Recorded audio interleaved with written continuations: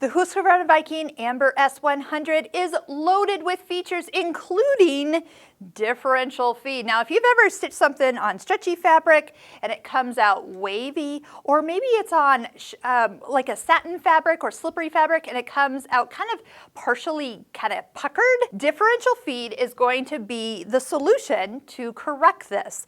So first off, I'm going to point to the knob that's behind the stitch length knob. This one is differential feed. Now, on a normal day, you're going to want to have it set on 1. So I can see 1 is right next to the marking on the housing. So right now, your feed dogs are pulling in the fabric at a 1-to-1 ratio. And I say feed dogs because there's 2 of them.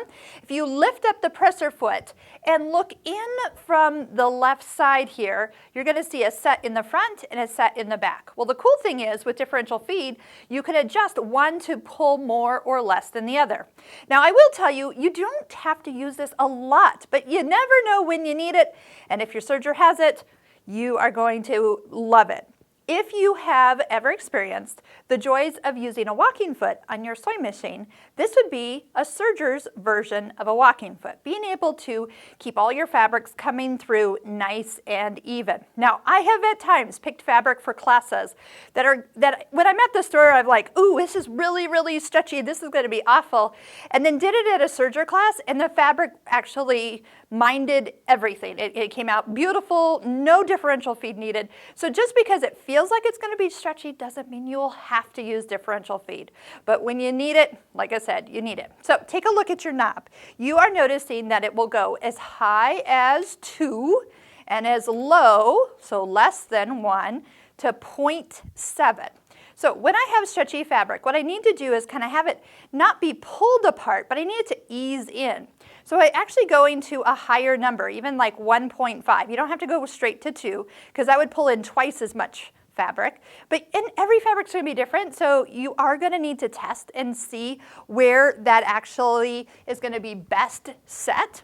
You know, the other day, and I'll show you how that change is made, but the other day I was doing a sample on some minky, and I had cut and I had lots of raw edges, and I just really needed the serger to kind of finish the edge so we would stop getting minky on everything, including me and my machines and my table and my floor.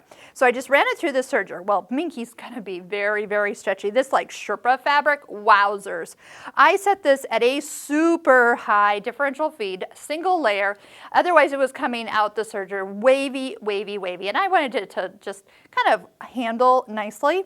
Sure enough, we got the differential feed set. I serged off all the edges, and now it just, well, now it stops unraveling. So that is a solution. So let's just kind of take a look.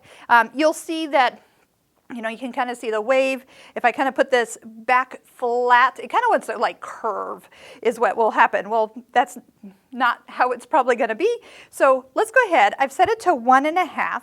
Let's just test and see how it's turning out. Actually a little too, it's starting to actually gather. So I'm going to go back to 1 just a little bit.